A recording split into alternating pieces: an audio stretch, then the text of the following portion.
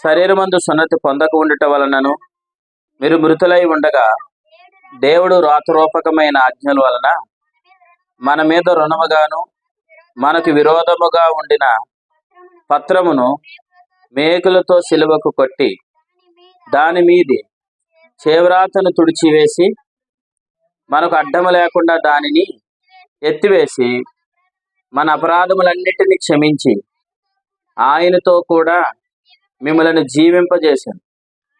ఆయన ప్రధానులను అధికారులను నిరాయుధులుగా చేసి శిలువ చేత జయోత్సవముతో వారిని పట్టి తెచ్చి బాహాటముగా వేడుకకు కనపరిచాను. ప్రార్థన చేద్దాం.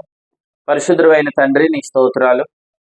మీరు ప్రేమించి మరొకసారి ఈ ప్రాంతంలో మీ సన్నిధానంలోనికి కూడి వచ్చిన అందరిని మీరు దర్శించి నీ వాక్యం ఇచ్చి మమ్మల్ని ఆదరించి నడిపించి పంపించమని కృప కలుగునుగాక అని ప్రార్థన చేస్తూ యేసు ప్రభు ఘనమైన నామమును స్తుతిస్తూ ముందు కొనసాగుతున్నాము తండ్రి.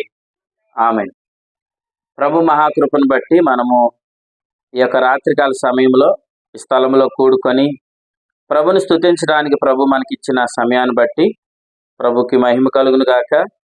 అయితే కొలసీలకు రాసిన పత్రికలో మనం దేవుని వాక్యాన్ని గత ఆదివారం నుంచి ప్రభు మనతో మాట్లాడుతూ వస్తున్నారు. కొలసీలకు రాసిన పత్రిక 2వ అధ్యాయం 13 నుంచి 15 వచనాల్లో ఉన్న భావాన్ని మనం నేర్చుకుంటున్నాం.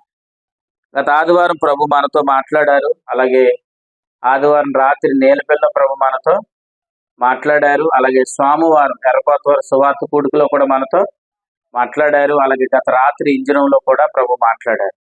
ఇంజనంలో వర్తమానం కూడా ఉంటుంది. రాత్రి ప్రభు ఏం చెప్పారు అని అంటే సున్నతిని గురించి చెప్పాడు. శరీర మందు సున్నతి పొందక ఉండుట అనే అనుభవాన్ని గురించి ప్రభు చెప్పారు.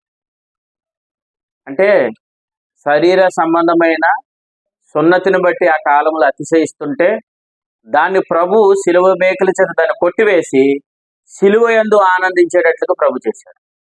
ప్రభు స్తోత్రం చెప్పండి. శరీర సంబంధమైన విషయాలు బట్టి అతిశయించే యూదులకి ప్రభు ఏం చెప్పారంటే సిలువను బట్టి ఆనందించటాన్ని అనుభవాన్ని ప్రభు నేర్పించారు. ఇది గత రాత్రి ప్రభు మనతో మాట్లాడినందుకు నేను ప్రభుని స్తుతిస్తున్నాను. ఖచ్చితంగా వాక్యం ఉంటుంది. అవకాశం ఉన్నవారు ఖచ్చితంగా వినండి. క్రొత్త సృష్టిలో విశ్వాసి జీవించవలసిన విధానం, దానికి మనం టైటిల్ కూడా పెట్టడం జరిగింది. అయితే ఈ రాత్రి ప్రభు కృపను బట్టి మనం ఈ సంగతుల్లోంచి కొన్ని ప్రాముఖ్యమైన సంగతులను నేర్చుకునే ప్రయత్నాన్ని చేద్దాం. ఇక్కడ ఇలా రాయబడి చూడండి. దేవుడు వ్రాతరూపకమైన ఆజ్ఞల వలన మన మీద రుణముగాను మనకి విరోధముగా ఉండిన పత్రాలు అన్నాడు. చెప్పండి, ఆజ్ఞలను ఏమన్నాడు ఆయన? పత్రాలు అన్నాడు. వాటిని ఏం చేశాడంటే ఆయన సిలువకు కొట్టివేశాడన్నాడు. సిలువకు కొట్టివేసి దానిని తుడిచివేసి అడ్డము లేకుండా దాన్ని ఎత్తేశాడు. దేన్ని ఎత్తేశాడు? ధర్మశాస్త్రం, ఆజ్ఞలు అని అన్నారు. ప్రభు స్తోత్రం. ఎఫెసీ పత్రికలో ఆజ్ఞలు అయినా ధర్మశాస్త్రం అని కూడా చెప్పాడు. అంటే ఆజ్ఞలన్నా ధర్మశాస్త్రం అన్నా ఒకటే. ఇప్పుడు ప్రభు ధర్మశాస్త్రాన్ని ఏం చేశాడు? ఎత్తివేశాడు అన్నాడు. ఎత్తివేశాడు అంటే అర్థం ఏంటి? ధర్మశాస్త్రాన్ని తీసివేశాడు. సరే, ఇలా చెప్తున్నాడు. రోమపత్రిక 10వ అధ్యాయం 4వ వచనం ప్రకారం ధర్మశాస్త్రాన్ని ఆయన సమాప్తి చేశాడని ఉంది. ఎబ్రీ పత్రిక 10వ అధ్యాయం ప్రకారం దాన్ని ఆయన కొట్టివేశాడని కూడా ఉంది కదా. అంటే ధర్మశాస్త్రం ఏం చేయబడింది? కొట్టివేయబడింది కదా. ఒకసారి ఆ మాట చూద్దాం. ఇక్కడ ఎత్తివేశాడు అని అంటే ఎబ్రీలకు రాసిన పత్రిక 10వ అధ్యాయం 10వ వచనం చదవండి. 10వ అధ్యాయం 9 చదువుదామా? 9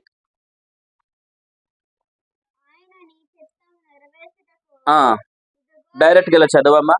రెండవ దానిని స్థిరపరచుటకు మొదట దానిని కొట్టివేయుచున్నాడు అని అంటారు. అంటే ఇప్పుడు పాత నిబంధన అనే దాన్ని ఏం చేశాడు? కొట్టివేశాడు, సమాప్తి చేశాడు. ఇదే ఎబ్రీ పత్రిక నివారణ కూడా చేశాడని ఉంది. అంటే ఇప్పుడు కొలసీ పత్రికలు దాన్ని ఏమన్నాడు? ఎత్తివేశాడని కూడా ఉంది. అంటే ఇప్పుడు ధర్మశాస్త్రాన్ని 10 ఆజ్ఞలు ఆయన ఏం చేశాడు? కొట్టివేశాడు. చెప్పండి ఆ మాట. కొట్టివేశాడని ఉంది. అంటే ధర్మశాస్త్రాన్ని ఏం చేశాడు? కొట్టివేశాడు. అయితే ఒకసారి మత్తయి సువార్త చదవండి. మత్తయి సువార్త మత్తయి సువార్త మత్తయి సువార్త 5వ అధ్యాయం మత్తయి సువార్త 5వ అధ్యాయం 17వ వచనం చదవండి. ధర్మశాస్త్రమునైనను ప్రవక్తల వచనమునైనను కొట్టివేయవచ్చితనని తలంచొద్దు. నెరవేర్చడానికే గాని కొట్టివేయడానికి నేను రాలేదు అని అన్నాడు. ఇదేంటి ప్రసాద్ గారు, ఇందాక ఏం చదివాం మనం? ధర్మశాస్త్రమును కొట్టివేశాడని ఉంది, రోమపత్రికలో సమాప్తి చేశాడని ఉంది, కొలసి పత్రికలో ఎత్తివేశాడని ఉంది కదా, ఎబ్రీ పత్రికలు నివారణ చేయబడింది అని ఉంది. మరి ఇక్కడ మత్తయి సువార్త 5వ అధ్యాయంలో ఏమంటున్నాడు? ధర్మశాస్త్రమునైనను ప్రవక్తల వచనములనైనను నేను ఏం చేయలేదు, కొట్టివేయడానికి రాలేదు అని అన్నాడు. కొట్టివేయడానికి రాలేదు అని అన్నాడు. అంటే బైబిల్ ఒక చోట ఏమో కొట్టివేయబడిందని ఉంది, ఒక చోట ఏమో కొట్టివేయబడలేదు అని కూడా ఉంది. కానీ ధర్మశాస్త్రం ఏం చేయబడలేదు, కొట్టివేయబడిందా? మరి కొట్టివేయబడలేదని కూడా ఉంది కదా బైబిల్లో అని అంటే మనం ఆలోచన చేయాలి. ప్రభు స్తోత్రం. ఆలోచించాలా లేదా? ఖచ్చితంగా మనం ఆలోచించాలి. ఎందుకంటే మనం తెలియక కొన్ని సందర్భాలు ఏమంటామంటే అది వివరించాలి. ప్రభు స్తోత్రం. దేవుడు మిమ్మల్ని దీవించిన గాక. అంటే ఒక చోట కొట్టివేయబడింది ఉంది, ఒక చోట కొట్టివేయబడలేదని ఉంది. మన పుచ్చుకొని ఎక్కడైనా తొందరపడిపోయి ఏమంటామంటే ధర్మశాస్త్రం మనకు అక్కర్లేదండి, ధర్మశాస్త్రం కొట్టివేయబడింది. ఆ మొన్న మా పాస్టర్ గారు కొలసిపత్రి 2వ అధ్యాయంలో ఎత్తివేశాడని చెప్పారు అని అంటారు. అలా అనగానే అప్పుడు వెంటనే సరే మీ బైబిల్లో మాట ఉందో లేదో ఒకసారి మత్తయి సువార్త 5వ అధ్యాయం 17వ వచనం చూడండి. ఏముంది అక్కడ? ధర్మశాస్త్రమునైనను ప్రవక్తల వచనమునైనా కొట్టివేయడానికి నేను రాలేదు అని అన్నాడు. మరి ఈ వచనం ఏం చేస్తారంటే అప్పుడు మనమేమనుకుంటాం, అయ్యో మా పాస్టర్ గారు ఎంతకే కొలసి పత్రిక చూపించారు, ఎబ్రీ పత్రిక చూపించారు, మత్తయి సువార్త చూపించలేదు ఎంతకే అని అనుకుంటాం అనుకోవా? అందుకే మనం ప్రతిదాని విషయాలు ఏమనుకూడదు, తొందరపడి మనం మాట్లాడకూడదు. ప్రతిదాన్ని మనం ఆగి ఆలోచన చేస్తూ మాట్లాడాలి. ప్రభు స్తోత్రం. ఆ వివేచన, ఆ అనుభవాన్ని ప్రభు మనకి ఇచ్చిన గాక. కాబట్టి ఇక్కడ ఏమంటున్నాడు ఆయన? ధర్మశాస్త్రమునైనను ప్రవక్తల వచనమునైనను ఏం చేయడానికి రాలేదు, కొట్టివేయడానికి రాలేదు. మరి అక్కడేముంది? ధర్మశాస్త్రాన్ని ఏం చేయడేసాడు, కొట్టివేశాడు అని ఉంది. అయితే మనం ఇలా చెప్తున్నాను వినండి, ఈ 2 ధర్మశాస్త్రాలు ఒకటి కాదు. అర్థమైందా? ఈ 2 ధర్మశాస్త్రాలు ఒకటి కాదు. ఎందుకంటే నేను చెప్తున్నాను మీకు అర్థమయ్యేటట్టు చూపిస్తాను రండి. ఈ 2 ధర్మశాస్త్రాలు ఒకటి కాదు అని అనడానికి రుజువు ఏంటంటే, ఒకసారి కొరింథీయులకు రాసిన మొదటి పత్రిక 15వ అధ్యాయం, కొరింథీయులకు రాసిన మొదటి పత్రిక 15వ అధ్యాయం 56వ వచనం చదవండి.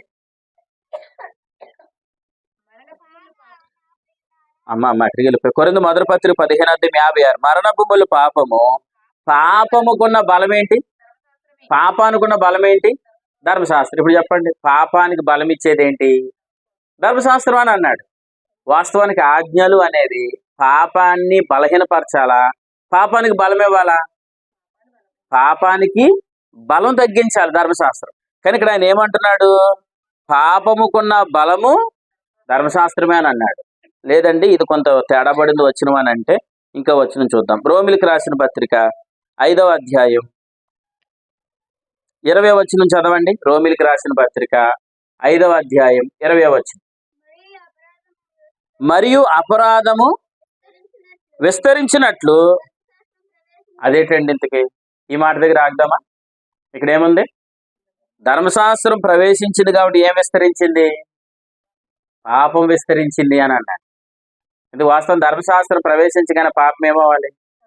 తగ్గిపోవాలి, నశించిపోవాలి. కానీ ఇక్కడ ఏమంటున్నాడు ఆయన? ధర్మశాస్త్రం ఎప్పుడైతే వచ్చిందో పాపం ఏమైంది? విస్తరించింది అన్నాడు. పాపం అనుకున్న బలం ఏంటి? ధర్మశాస్త్రం అని అన్నాడు. అంటే ఈ ధర్మశాస్త్రం మత్తయి సువార్త 5వ అధ్యాయంలో చెప్పిన ధర్మశాస్త్రం కాదు. ఏ ధర్మశాస్త్రం ఇది? కొలసి పత్రిక 2వ అధ్యాయంలో ఎత్తివేశారన్నాడు చూసారా, ఆ ధర్మశాస్త్రం. అర్థమైందా? అర్థమలేదా? అర్థమైన దేవుని స్తోత్రం చెప్పండి. ఇక్కడ ధర్మశాస్త్రం ప్రవేశించింది, అపరాధం విస్తరించింది అనే ధర్మశాస్త్రం మత్తయి సువార్తలో చెప్పిన ధర్మశాస్త్రం కాదు. ఏ ధర్మశాస్త్రం ఇది? కొలసి పత్రికలో ఎత్తివేశానని చెప్పిన ధర్మశాస్త్రం, సమాప్తి చేశానని చెప్పిన ధర్మశాస్త్రం, కొట్టివేయబడిందని చెప్పిన ధర్మశాస్త్రం, నివారణ చేయబడిన ధర్మశాస్త్రం. ప్రభు స్తోత్రం. ఈ ధర్మశాస్త్రం మరి మత్తయి సువార్త 5వ అధ్యాయంలో చెప్పిన ధర్మశాస్త్రం ఏ ధర్మశాస్త్రం? రండి, కీర్తనల గ్రంథం, కీర్తనల గ్రంథం, కీర్తనల గ్రంథం మొదటి అధ్యాయం, కీర్తనల గ్రంథం మొదటి అధ్యాయం చూడండి. అబ్బా, ప్రభు స్తోత్రం. సరే, అది ఆత్మ నడిపింపు అంటే అలా దొరికితే వచ్చినాను. కీర్తన గ్రంథం మొదటి అధ్యాయం 2వ వచనం చదవండి. యెహోవా ధర్మశాస్త్రమునందు ఆనందించుచు దివారాత్రము దాన్ని ధ్యానించువాడు ధన్యుడు. అతను నీటి కాలువన ఏరు నాటబడినదై ఆకు వాడక తన కాలమందు ఫలమిస్తాడా? పాపం చేస్తాడా? ఫలమిస్తాడని ఉంది. కానీ కొరింథీ మొదటి పత్రిక 15వ అధ్యాయం 56లో ఉన్న పాపానికి బలమే ధర్మశాస్త్రం, ఇక్కడ ఫలమిచ్చే ధర్మశాస్త్రం. అక్కడ పాపానికి ఫలమిచ్చే ధర్మశాస్త్రం ఉంది, పాపానికి బలమిచ్చే ధర్మశాస్త్రం ఉంది. అంటే ఎన్ని ధర్మశాస్త్రాలు ఉన్నాయి? 2 ఉన్నాయి. ప్రభు స్తోత్రం. అర్థమైన వాళ్ళు దేవుని స్తోత్రం చెప్పండి. ఎన్ని ధర్మశాస్త్రాలు ఉన్నాయి? 2 ఉన్నాయి. అంటే ఇక్కడ ఈ ధర్మశాస్త్రాన్ని ధ్యానిస్తుంటే అంట ఏం కలుగుతుంది? ఆకు వాడక నిరంతరం అతను ఏమిస్తున్నాడు? ఫలమిస్తున్నాడు. అంతేకాదు అతను చేయనదంతా సఫలమవుతుంది. ప్రభు స్తోత్రం. అతను చేయదంతా ఏమవుతుంది? సఫలమవుతుంది. అంటే మనల్ని సఫలం చేయి ధర్మశాస్త్రం ఉంది. వినండి, మనల్ని విఫలం అయ్యేటట్లుగా చేసే ధర్మశాస్త్రం ఉంది. ఫలం ఫలించేయడానికి బలమిచ్చే ధర్మశాస్త్రం ఉంది.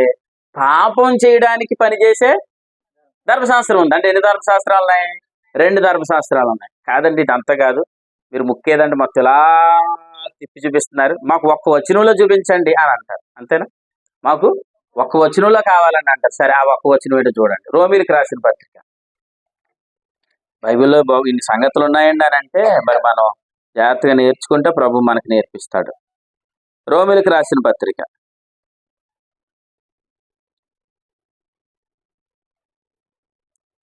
రోమీయులకు రాసిన పత్రిక తీశారమ్మా? 3వ అధ్యాయం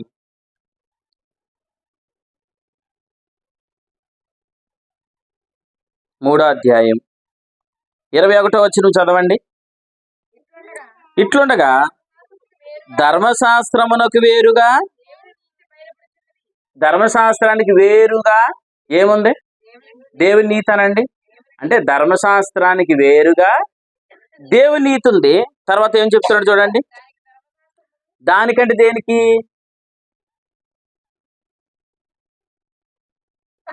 ఆగిపోయారు మీరు, మళ్ళా చదవండి. ఇట్లుండగా ధర్మశాస్త్రానికి వేరుగా దేవుని నీతి బయలుపడుచున్నది.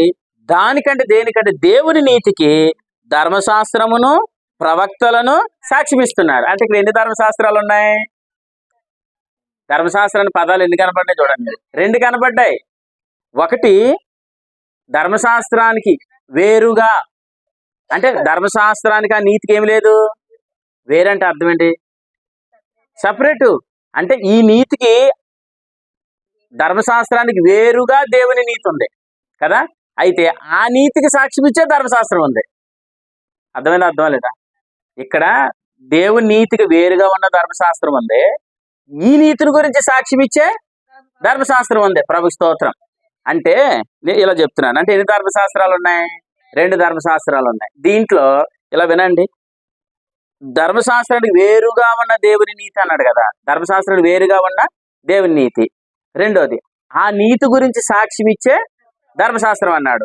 దీంట్లో ప్రభు భూమి మీదకి వచ్చి ఆయన కొట్టివేశానని చెప్పిన ధర్మశాస్త్రం ఏదై ఉంటారంటారు? ధర్మశాస్త్రానికి వేరుగా దేవుని నీతి బయలుపడుతుంది అన్నాడు చూసారా, దాన్ని ఆయన కొట్టివేశారు. అర్థమైందా? నీతికి సాక్ష్యం ఇచ్చే ధర్మశాస్త్రం ఉంది చూసారా, దాన్ని ఆయన స్థిరపరిచారు. ప్రభు స్తోత్రం. దేవుని నీతి గురించి సాక్ష్యం ఇచ్చే ధర్మశాస్త్రం చూసారా, ఆ ధర్మశాస్త్రమే కీర్తనల గ్రంథం 1వ అధ్యాయంలో రాయబడిన ధర్మశాస్త్రం. దాన్ని నిరంతరం ధ్యానించేవాడు ఏమవుతున్నాడు? ఫలిస్తున్నాడు, ఫలించడానికి బలం పొందుకుంటున్నాడు.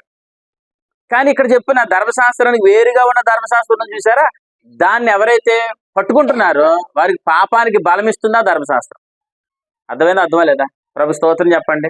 కాబట్టి దేవుని నీతికి గురించి సాక్ష్యం ఇచ్చే ధర్మశాస్త్రం ఉంది, అసలు దేవుని నీతికి వేరుగా ఉన్న ధర్మశాస్త్రం ఉంది. ఇలా చెప్తున్నాను. దేవుని నీతికి వేరుగా ఉన్న ధర్మశాస్త్రం ఏంటంటే ఆజ్ఞలు. చెప్పండి ఏంటి? ఆజ్ఞలు. అంటే ఆజ్ఞలు కూడా ఏమంటారు? ధర్మశాస్త్రమేనా అంటారు. సరే, దేవుని నీతి గురించి సాక్ష్యం ఇచ్చేదాన్ని కూడా ఏమంటారు? దేవుని నీతి గురించి సాక్ష్యం ఇచ్చేదాన్ని కూడా ఏమంటారు?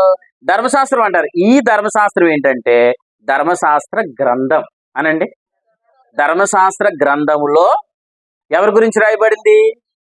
క్రీస్తు మీద. ఆ క్రీస్తు ఎవరు? దేవుని నీతి. అంటే దేవుని నీతి గురించి, క్రీస్తు గురించి సాక్ష్యం ఇచ్చేదే ధర్మశాస్త్రం. ఈ ధర్మశాస్త్ర గ్రంథము అంటారు. చెప్పండి, ఏమంటారు? ధర్మశాస్త్ర గ్రంథము అని అంటారు. ఇంకా చెప్పండి, దీన్ని ఇంకేం చెప్పనా? ప్రవచనాల వచనాలు కూడా అంటారు. ప్రవక్తల గ్రంథాలను కూడా అంటారు. అర్థమైందా? ప్రవక్తల గ్రంథాలన్నా, ప్రవచన వాక్యాలన్నా, అర్థమైందా? ధర్మశాస్త్ర గ్రంథం అన్నా కూడా ఒకటే. ప్రభు స్తోత్రం చెప్పండి. ఇక్కడ ఇంకోటి ఉంది చూసారా? ఈ ధర్మశాస్త్రం ఏంటి? ఆజ్ఞలు. దేవుని నీతికి ఎలా ఉంది? వేరుగా ఉంది, విరోధముగా ఉంది. దేవుని నీతికి విరోధముగా ఉంది. దేవుని నీతి గురించి ఏమి ఇవ్వడం లేదు? సాక్ష్యం ఇవ్వడం లేదు. కాబట్టి ఈ ధర్మశాస్త్రాన్ని ఏమంటారంటే నిబంధన అంటారు. చెప్పండి, ఏ నిబంధన? నిబంధన అనండి. నిబంధన, ఆజ్ఞలు గల ధర్మశాస్త్రం అంటారు. దీనికో పేరు పెడదామా? దీని పాత నిబంధన అంటారు. చెప్పండి, ఏమంటారు? పాత నిబంధన. ఇప్పుడు ఈ పేరుని దీనికి యాడ్ చేయండి, క్రొత్త నిబంధన. సరే, ఈ పేరునే పెట్టండి అంటున్నాను. పాత నిబంధన గ్రంథం అంటారు. స్తోత్రం. దీని ఏమన్నారు? ఆజ్ఞల్ని పాత నిబంధన అని అన్నారు. దీని ఏమన్నారు? పాత నిబంధన గ్రంథము అంట. గ్రంథము అంటే అర్థం ఏంటంటే 39 పుస్తకాలను కలిపి పాత నిబంధన గ్రంథం, ధర్మశాస్త్ర గ్రంథం, దేవుని నీతి గురించి సాక్ష్యం ఇచ్చే గ్రంథం, యేసుక్రీస్తు గురించి సాక్ష్యం ఇచ్చే గ్రంథం. ప్రభు స్తోత్రం చెప్పండి. ఈ ధర్మశాస్త్రం ఏంటి? ఆజ్ఞలు కలిగిన ధర్మశాస్త్రం, పాత నిబంధన. ఇది దేవునికి నీతికి వేరుగా ఉంది. అంటే దీని ద్వారా ఏం కలగదు? ఫలం కోసం కంటే ముందు ఏం కలగదు? అది నీతి కలగదు. దేవునికి స్తోత్రం. చూసారా? మరి తల్ల పెట్టింది కానీ దెబ్బతో ప్రభు నడిపింపు ఇచ్చాడు సిరీస్. అంటే అసలు ఈ ధర్మశాస్త్రం దేవుని నీతికి ఎలా ఉంది? వేరుగా ఉందంటే అర్థమేంటి? దీని ద్వారా ఏం కలగదు? ఫలం కలగదు, నీతి కలగదు కదా. ఏం కలగదు? నీతి కలగదు. కానీ ఈ ధర్మశాస్త్ర గ్రంథంలో ఎవరి గురించి అయితే ఈ ధర్మశాస్త్ర గ్రంథం చెప్తుందో ఆయన యందు విశ్వాసం ఉంచితే మాత్రం ఖచ్చితంగా నీతి కలుగుతుంది. అర్థమైందా? ఇప్పుడు అడుగుతున్నాను, ఆయన ఎత్తివేశాడని చెప్పిన ధర్మశాస్త్రం ఏది? ఆయన ఎత్తివేశాడని చెప్పిన ధర్మశాస్త్రం ఏది? సరే, ఇలా అంటాను.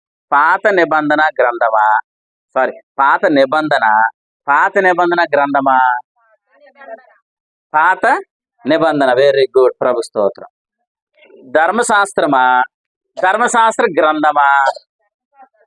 ధర్మశాస్త్రం. బాగా చెప్పారు.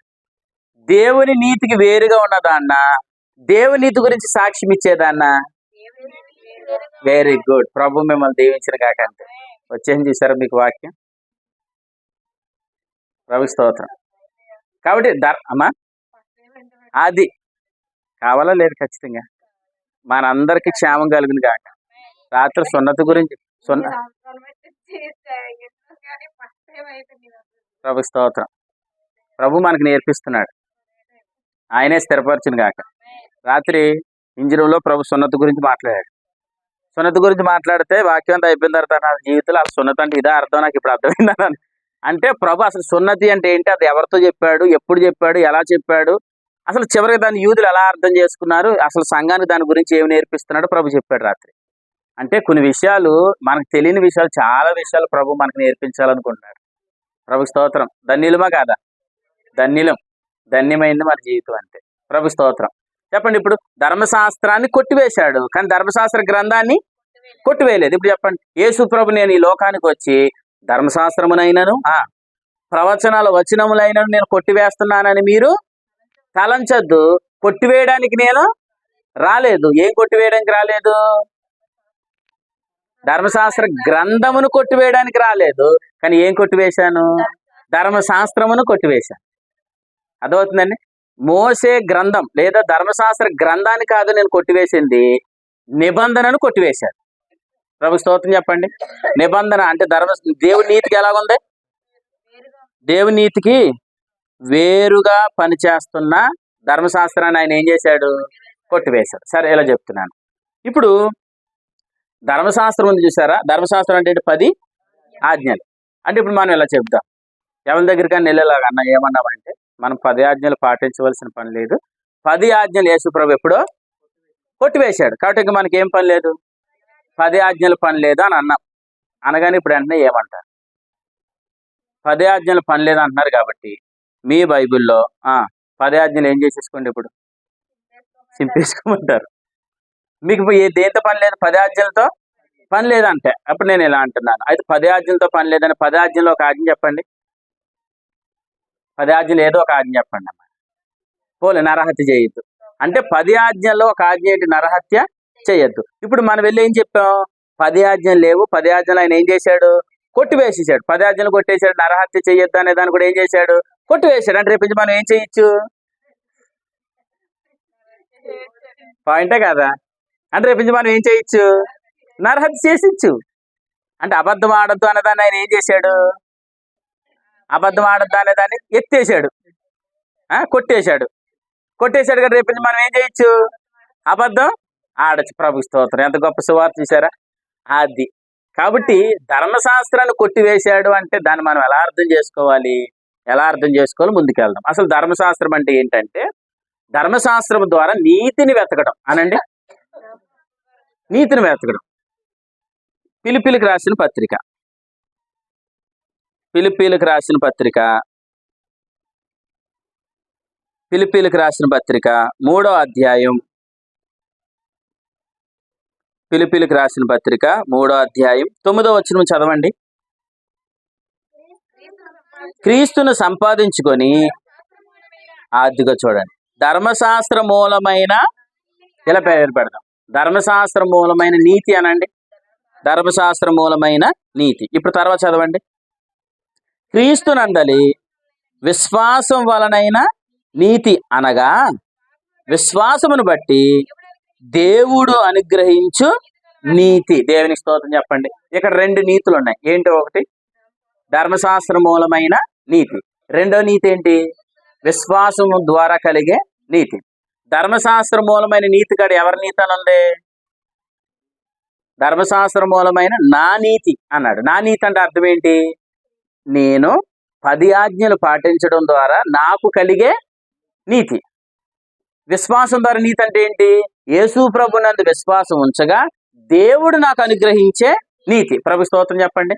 అంటే దేవుడు మనకిచ్చే నీతి ఉంది, 10 ఆజ్ఞల ద్వారా మనం సంపాదించుకునే నీతి ఉంది. కానీ బైబిల్ ప్రకారం ఎవరైనా ఒప్పుకునే సత్యం ఒకటి ఏంటంటే, ధర్మశాస్త్ర సంబంధమైన క్రియల ద్వారా ఏ మనుషుడైనను, ఏ శరీరైనను ఎప్పటికీ ఎన్నటికీ నీతిమంతుడు కాలేడు. అంటే ధర్మశాస్త్రం ద్వారా మనకి ఏం కలగదు? నీతి అనేది కలగదు. ఇప్పటి వరకు కలిగిందా?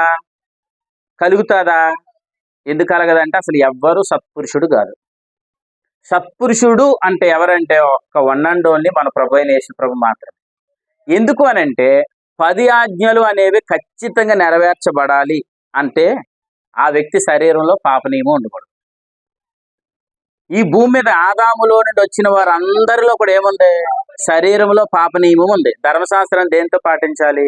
శరీరంతో పాటించాలి. శరీరంతో పాటించే ధర్మశాస్త్రం ద్వారా ఏ మనుష్యుడు ఎన్నటికి ఏ శరీరు అన్నాడంటే, ఏ శరీరు అంటే పాప శరీరంలో ఉన్నవారు ఎవరైనా సరే ధర్మశాస్త్రం ద్వారా నీతిమంతులు కాలేరు. కానీ ధర్మశాస్త్రాన్ని జయించిన వాడు, ధర్మశాస్త్రాన్ని కొట్టివేయగలిగిన వారు ఎవరంటే ఒక యేసు ప్రభులు వారు మాత్రమే. ఎందుకు అనంటే ఆయనలో ఏమి లేదు. ఆయన ఇలా అన్నాడు, నాలో పాపము లేదన్నాడు. ఇలా చెప్పాడు, నాలో పాపం ఉన్నదని మీలో ఎవరు స్థాపించగలరా అని అడిగాడు. అంటే ఎవరు ఏం చేయలేకపోయారు? ఆయనలో పాపం ఉందని ఎవడు స్థాపించలేకపోయాడు. అందుకు ఒక ఆయన వచ్చి అంటాడు, నువ్వు సత్పురుషుడివి అని అంటాడు. ప్రభు స్తోత్రం. అప్పుడు అన్న యేసు ప్రభు ఏమంటాడు? నేను సత్పురుషుడు అని అనలేదు, దేవుడు ఒక్కడే సత్పురుషుడు కదా, నువ్వు నన్ను సత్పురుషుడు అంటున్నావేటి అని అన్నాడు. అంటే అర్థం ఏంటి? సత్పురుషుడు అన్న సంగతి నీకు అర్థమైందని చెప్పాడు. అంటే సత్పురుషుడు అంటే అర్థం ఏంటంటే పాపము లేనివాడు. పాపము లేనివాడు ఎవరున్నారు? ఒక్క యేసు ప్రభు మాత్రమే ఉన్నాడు. కాబట్టి యేసు ప్రభు దాన్ని ఏం చేశాడు అని అంటే ఆ 10 ఆజ్ఞలను ఆయన నెరవేర్చాడు. ప్రభు స్తోత్రం. 10 ఆజ్ఞలను ఆయన ఏం చేశాడు? నెరవేర్చి ఆ 10 ఆజ్ఞలను కొట్టివేశాడు. 10 ఆజ్ఞలు నెరవేర్చి ఏం చేశాడు? 10 ఆజ్ఞలు ఆయన కొట్టివేశాడు. 10 ఆజ్ఞలు కొట్టేశాడంటే అబద్ధం ఆడని దాన్ని ఏం చేశాడు? కొట్టేశాడు. నరహత్య చేయొద్దు అనే దాన్ని ఏం చేశాడు? కొట్టివేశాడు. అంటే రేపు నుంచి మనం ఏం చేయొచ్చు? మళ్ళీ అలాగే వెళ్ళకూడదు. దీని అర్థం ఏంటంటే ధర్మశాస్త్రాన్ని కొట్టివేశాడంటే అర్థం ఏంటి? ఇప్పుడు పిలిపిలు రాసిన పత్రికలో ధర్మశాస్త్రం ద్వారా నీతిని వెతకడం అనేది కొట్టివేశాడు. ప్రభు స్తోత్రం. ధర్మశాస్త్రం ద్వారా నీతిని వెతకడం అనే దాన్ని ఏం చేశాడు? కొట్టివేశాడు. విశ్వాసం ద్వారా నీతిని కలగడం అనే దాన్ని స్థాపించాడు. ప్రభు స్తోత్రం. అంటే ఒక దానికేమో శంకుస్థాపన అయింది, ఒక దానికేమో సమాప్తి అయింది. దేనికి సమాప్తి? ధర్మశాస్త్రానికి సమాప్తి. ధర్మశాస్త్రానికి సమాప్తి అంటే దేనికి సమాప్తి? ధర్మశాస్త్ర మూలమైన నీతికి సమాప్తి. విశ్వాస మూలమైన నీతికి ప్రారంభం. ప్రభు స్తోత్రం. దీన్నేమో స్థాపించాడు, దీన్నేమో కొట్టివేశాడు. ప్రభు స్తోత్రం. ఉందండి వచనం ఉందా బైబిల్లో? ఉంది. రోమిలకు రాసిన పత్రిక రండి. రోమిలకు రాసిన పత్రిక జాగ్రత్త గమనించండి. రోమిలకు రాసిన పత్రిక 10వ అధ్యాయం. నేడు దేవుని పిల్లలకి చాలా అవసరమైన సంగతులు ఇవి. రోమిలకు రాసిన పత్రిక 10వ అధ్యాయం 3వ వచనం చదవండి. ఏలయనగా వారు దేవుని నీతిని ఎరగక తమ స్వనీతిని ఏం చేశారు? స్థాపింపబూనుకొని దేవుని నీతికి వారు ఏమవలేదు, లోబడలేదు. ఇక్కడ చూడండి, దేవుని నీతి రెండో పేరు ఏమెట్టాడు? స్వనీతి. స్వనీతి అంటే అర్థం ఏంటి? స్వ అంటే నేను నా క్రియల ద్వారా నీతి అనేదాన్ని ఏంటి? ధర్మశాస్త్ర మూలమైన నీతి. ధర్మశాస్త్ర మూలమైన నీతికి ఏం పేరు పెట్టాడు ఇక్కడ?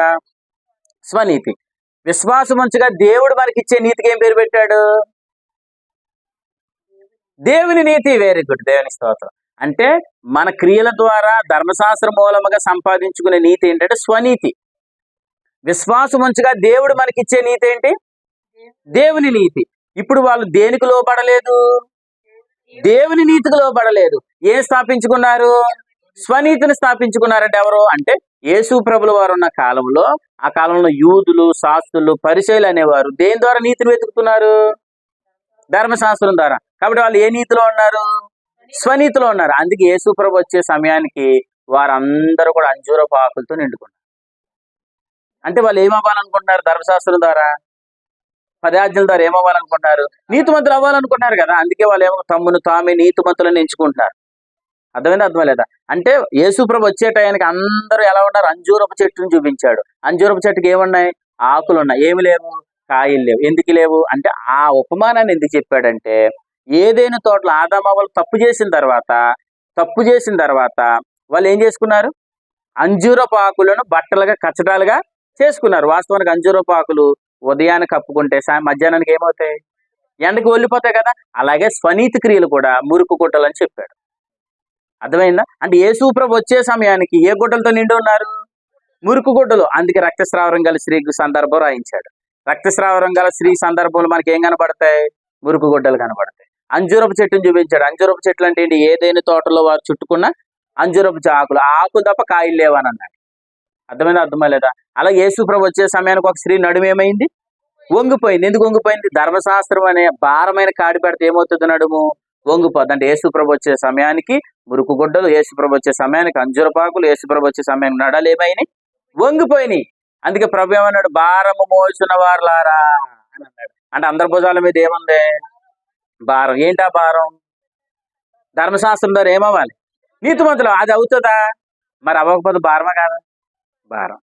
అందుకే యేసు ప్రభు ఏమన్నా? నా యుద్ధకు రండి, నేను మీకు విశ్రాంతిని ఇస్తాను. ఏంటా విశ్రాంతి? ధర్మశాస్త్ర మూలమైన నీతి కాదు, నా యందు విశ్వాసం ఉంచితే మీరు నీతిమంతులుగా తీర్చబడతారు. సులువా కష్టమా? అదే విశ్రాంతి. అంటే ఎన్నో సంవత్సరాల నుంచి ధర్మశాస్త్రంలో నీతిని వెతికితే వల్ల అయిందా?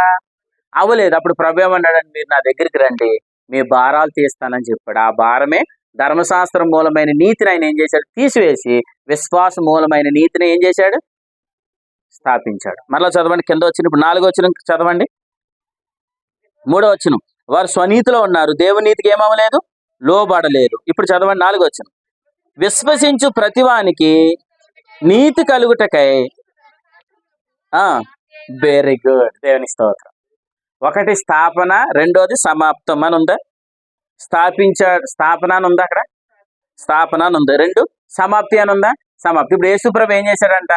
విశ్వసించు ప్రతివానికి నీతి కలగడానికి ధర్మశాస్త్రాన్ని ఆయన ఏం చేశాడు? అది సమాప్తి చేశాడు, కొట్టివేశాడు. అంటే ధర్మశాస్త్ర మూలమైన నీతిని ఏమి చేశాడు? సమాప్తి చేశాడు. విశ్వాస మూలమైన నీతినేమో స్థాపించాడు. ప్రభు స్తోత్రం. ధర్మశాస్త్రం కొట్టివేయబడింది, ఆజ్ఞలు ఎత్తివేయబడ్డాయి, ధర్మశాస్త్రం నివారణ కలిగిందంటే అర్థం ఏంటంటే 10 ఆజ్ఞలు మనకు వద్దు అని కాదు, 10 ఆజ్ఞల ద్వారా నీతి కలగదని చెప్పాడు. అంటే నువ్వేదో చేస్తే నీతిమంతులు అవుతావు అనేదాన్ని కొట్టివేశాడు. 10 ఆజ్ఞల ద్వారా నీతిమంతులు అవుతాం అనేదాన్ని ఆయన ఏం చేశాడు? కొట్టివేసి సమాప్తి చేసి విశ్వాసం ద్వారా నీతి కలుగుతుందని స్థాపించేశాడు. అంతే. ప్రభు స్తోత్రం చెప్పండి. అంటే మన ప్రభు భూమి మీదకి వచ్చి దేన్ని కొట్టేశాడు? కరెక్ట్గా ఎవరు చెప్తారు? వారికి బహుమానం ఉంది. యేసు ప్రభు భూమి మీదకి వచ్చి ఏం కొట్టేశాడు? దాన్ని కొట్టివేశాడు. అది దేవునికి స్తోత్రం. పెద్దవాళ్ళు మౌనంగా ఉంటే పిల్లలు నోరు తెరిస్తానన్నాడు. ఇదే కావాలి.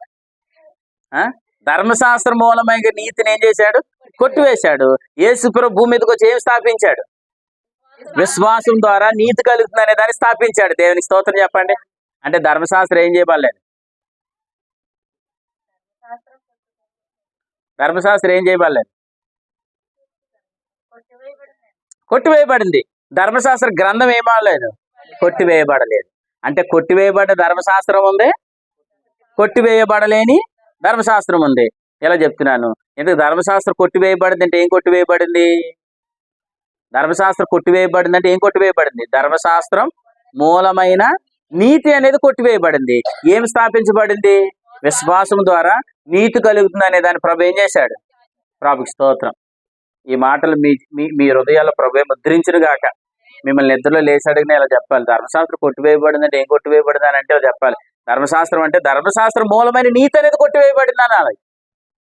ధర్మశాస్త్రం కొట్టివేయబడిందని 10 ఆజ్ఞలు మనకు వద్దా? 10 ఆజ్ఞలు వద్దా? కావాలా లేదా? ఇప్పుడు అబద్ధం ఆడద్దు, నరహత్య చేయతాను, మంచిదా చెడా? మంచిదే. కానీ అవి చేయడం ద్వారా నేను నీతిమంతుని అవుతాననేది స్వనీతి. అవి పాటించడం ద్వారా నేను నీతిమంతుని అవుతాననేది రాంగ్.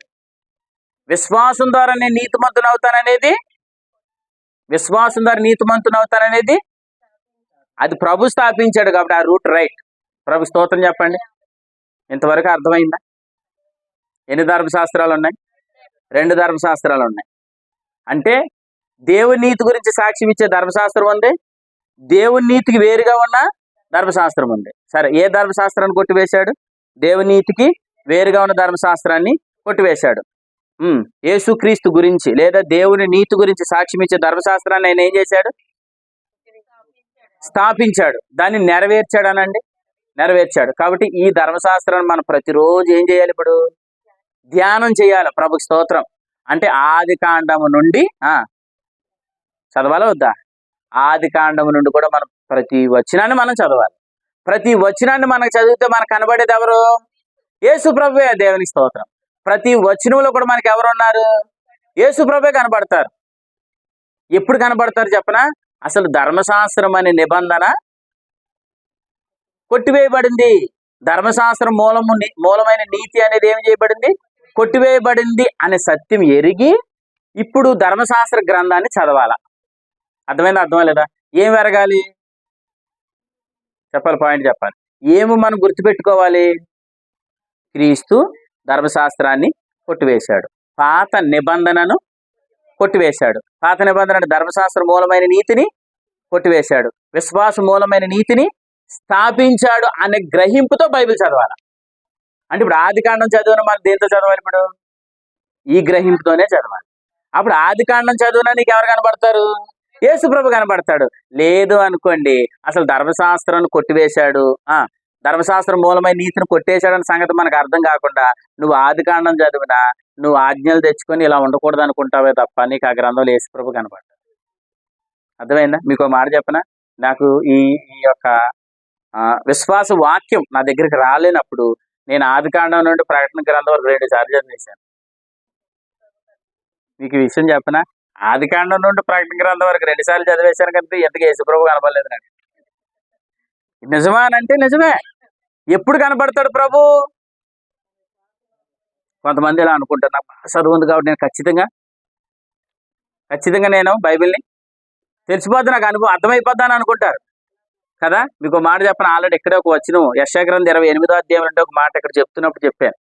ఏంటా మాట అంటే, ఒకడికి చదువు ఉంది కదా, ఈ గ్రంథం ఏంటో చదువు అని అనగానే అతను ఏమన్నాడు చూసి, అయ్యి బాబు ఇదేంటి నాకు అర్థం కావడం లేదు అని అన్నాడు. అంటే చదువుతో సంబంధం లేదు, చదువున్నంత మాత్రాన బైబిల్ అర్థమవుతుందని లేదు.